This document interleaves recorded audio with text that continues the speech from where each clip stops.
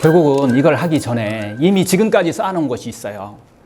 이것을 해결하지 않고 삐뚤어져 있는데 삐뚤어진 상태에서 운동을 계속하게 되면 아까도 이야기했지만 계속 더 삐뚤어지는, 그래서 운동이 아니라 노동이 돼버리면서 질병을 유발하는 경우가 있기 때문에 어떻게 보면 제일 중요한 것, 포인트라고 볼 수 있어요. 그것을 한번 좀 보자고요. 치료법으로 지금부터 한번 찾아보자고요. 자, 아까 얘기했죠? 건강한 몸과 병든 몸이라고 있는데, 이렇게 있는데, 이걸 이제 사람 제가 이제 찍어봤어요. 사진을 이렇게 딱 찍어봤어요. 여기 건강한 얼굴이라고 제가 써야 되는데, 여러분들 감이 좀 딱 잡히나요?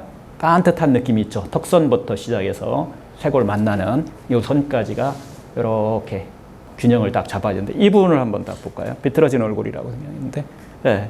이 턱선하고 여기가 이렇게 딱 삐뚤어지면서 이 근육들도 당연히 삐뚤어져 있겠죠. 이 삐뚤어진 거하고 증상하고 딱 맞아 떨어진다는 것만 기억하시면 돼요. 자, 우리가 이제 본성, 원래 상태예요. 아이들의 원래 상태죠. 아이들 목 상태는 제가 안 찍었는데, 가장 중요한 것은 이 목이 아니고 발입니다. 발. 발을 보면 이렇게 가지런하게 이렇게 딱 돼 있어요.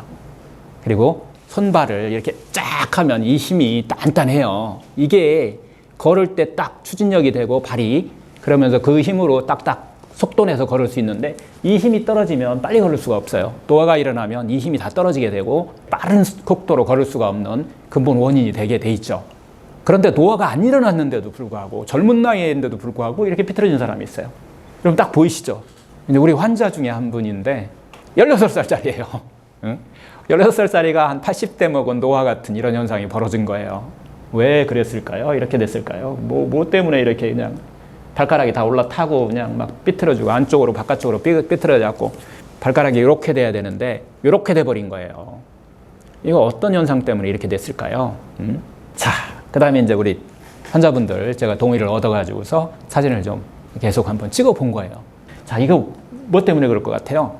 자, 첫 번째 이것의 원인은 신발입니다. 신발. 어렸을 때부터 이제 멋내기 시작할 때부터 앞이 뾰족한 신발들을 신으셨던 거예요. 그런 신발들이 계속 반복해서 습관이 되다 보니까 자기 발이 이렇게 비틀어지는데도 모르고 그냥 우리가 사는 거예요. 그리고 건강이 나빠지면 다른 건강의 해결책을 찾았던 거예요. 근본 원인을 찾지 않고. 첫 번째가 뭐라고 그랬죠? 신발이라고 그랬어요. 그래서 신발을 그러면 어떻게 하면 될까요? 이 폭이 넓으면 돼요. 이 폭 자체가 이렇게 넓은 신발을 신으면 돼요. 두 번째는 좀 커야 됩니다. 이것은 이렇게도 삐뚤어졌지만은 앞뒤로도 삐뚤어졌어요. 그래서 이런 경우는 신발이 좀 커야 돼요. 너무 멋내려고 적은 신발, 뭐 아니면은 편하다고 적은 신발, 이게 아니라 지금 신는 신발에 2cm 정도, 20mm 정도 큰 신발을 신으셔야만 딱 맞다. 이렇게 보시면 돼요. 그래서 일단 첫 번째가 원인이, 이것을 해결하는 방법 중에 신발을 먼저 바꾼다. 신발을 바꾸면, 큰 신발로 바꾸면 자기가 알아서 되돌아갑니다. 그냥 막. 우리가 되돌아가지 못하게 막 막아서 그렇지, 몰라서 그렇지, 실제로 신발 큰 거 신으면 지가 알아서 그냥 얼마나 자기가 갑갑하고 힘들겠어요. 그러면 이렇게 삐뚤어졌겠어요. 그래서 자기들이 알아서 그냥 이렇게 퍼지는 거예요. 응? 근데 이걸 또 막 거기다가 막 발가락 뭔가 끼고 막 이렇게 해서 막 해결하려고 하시는데, 물론 그것도 도움이 될 수는 있지만 1차 원칙은 그런 거 끼지 마시고 신발을 큰 거 하고서 많이 걸으면 결국은 자기가 되돌아온다는 거예요. 두 번째는 깔창입니다. 깔창. 이 발이, 이 각이 이렇게 이루어져고 아치가 이렇게 이루어져야 되는데, 그 아치를 사라지게 해버리면 이 안에서 쿠션 작용을 하고 펌프 작용을 해야 될 혈액순환이 망가져 버려요. 혈액순환이 망가져 버리면 다시 다 삐뚤어져 버립니다. 그래서 두 번째, 깔창을 무조건 얇은 거, 아니면 깔창을 빼는 거, 이런 것들이 지금 치료의 두 번째라고 보시면 돼요. 자, 치료의 세 번째, 양말입니다. 양말. 양말이 이렇게 눌려가지고서 양말 자국이 이렇게 있다라고 하는 것은 혈액순환을 갖다가 방해하는, 정맥을 딱 막아버리는 역할을 하기 때문에 밑으로 내려올수록 정맥이 위로 이 피부에 가까이 분포되어 있어요. 그래서 그 정맥이 순환이 이렇게 막히면 붓게 되고, 그게 양말 자국이 되는 거죠. 그래서 양말을 반드시 바꾸셔야 된다. 여기서 우리 재미있게 제가 양말 어떻게 바꿨는지 한번 보실까요? 자, 이렇게 해서 이렇게 잘라버리면 됩니다. 이렇게 잘라주면 압박이 다 풀리기 때문에 양말을 신으셔도 되고, 아니면 벗으시면 더 좋고요. 응? 이런 것들을 생활하고 습관화 시키셔야 된다는 거예요. 세 가지 잊어버리시면 안 되는 것들이에요. 첫 번째, 신발을 2cm, 어느 분인가 2mm 크게 신었다고 또 막 하시는데 2mm가 아니고 2cm, 20mm입니다. 20mm를 크게 신고 깔창을 빼시고 압박이 되지 않도록 무압박 양말도 나오니까 그런 양말을 신으시고 안 신어도 좋고 그 다음에 걸으셔야 된다.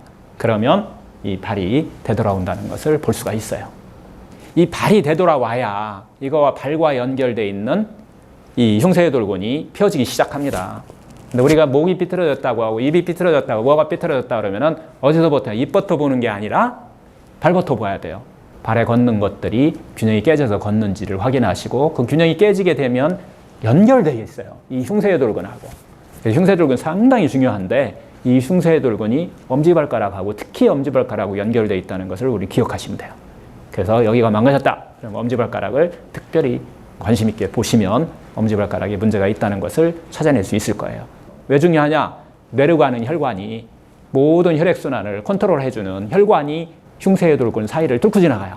뚫고 지나가기 때문에 이쪽에 있는 근육이 정말 중요합니다. 그래서 이 근육이 굳어 있거나 하시면 뇌질환의 원인이 되고 특히 뇌질환의 중풍이라든가 파킨슨이라든가 치매의 원인이 되기 때문에 흉쇄돌근을 항시 풀어주셔야 되는데 단순히 흉쇄돌만 푼다고 해결되는 게 아니라 발가락을 같이 풀어줘야 된다는 것을 이야기하고 넘어갑니다. 여러분들 발목이 불편하신 분들이 무릎관절, 고관절, 허리 이런 증상들을 계속 호소하시는 분들이 많은데 발목은 우리가 걸어 다닐 때에 가장 발가락과 함께 기초가 되는 부분이에요. 그래서 과거에 발목을 자주 뼈대든가 이런 분들은 이 위에서 나타나는 어떤 질환이 왔을 때 발목을 한번 반드시 체크를 해보셔야 됩니다. 이 발목 체크하는 것은 제가 좀 뒤에 한번 여러분들한테 가르쳐 드릴 거예요. 집에서 아빠가 엄마가 아빠를 아이들도 한번 체크하셔가지고서 해결책을 찾으시면 엔간한 질병들은 치유가 되는 것을 직접 한번 체험하실 수 있을 거라고 생각이 들어요.